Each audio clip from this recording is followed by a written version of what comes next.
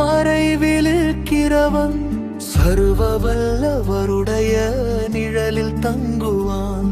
நான் கர்த்தரை நோக்கி, நீர் என் அடைக்கலம், என் கோட்டை, என் தேவன், நான் நம்பியிருக்கிறவர் என்று சொல்வே.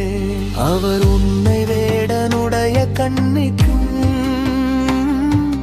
பாழாக்கும் கொள்ளை நோய்க்கும் தப்புவிப்பார்.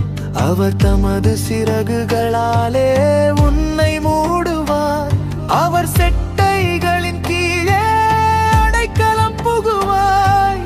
அவருடைய சத்தியம் உனக்கு பரிசையும் கேடகமுமாகும். இரவில் உண்டாகும் பயங்கரத்துக்கும் பகலில் பறக்கும் அம்புக்கும், இருளில் நடமாடும் கொள்ளை நோய்க்கும்,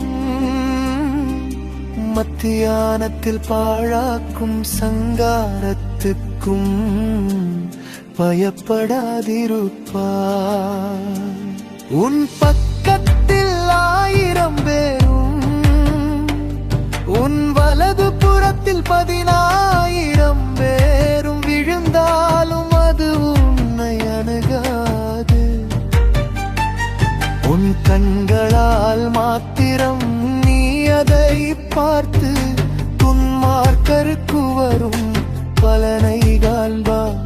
எனக்கு அடைக்கலமாயிருக்கிற உன்னதமான கர்த்தரை உனக்கு ஆபரமாக கொண்டாய். ஆகையால் பொல்லாப்பு உனக்கு நேரிடாது, வாதை உன் கூடாரத்தை அணுகாது. உன் வழிகளெல்லாம் உன்னை காக்கும்படி உனக்காக தம்முடைய தூதர்களுக்கு கட்டளையிடுவார்.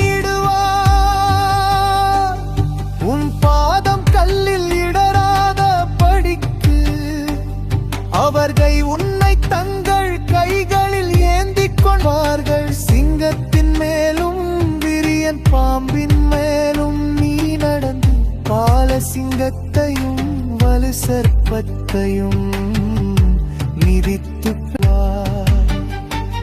அவன் என்னிடத்தில் வாஞ்சையா இருக்கிறபடியா அவனை விடுவிப்பேன். என் நாமத்தை அவன் திரிக்கிறபடியா அவனை உயர்ந்த அடைக்கலத்திலே வைப்பேன்.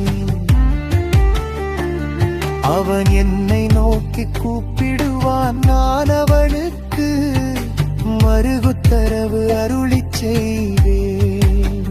ஆபத்தில் நானே அவனோடிருந்து அவனை தப்புவித்து அவனை கனப்படுத்துவேன். நீடித்த நாட்களால் அவனை திருப்தியாக்கி என் இரட்சிப்பை அவனுக்கு காண்பிப்பேன்.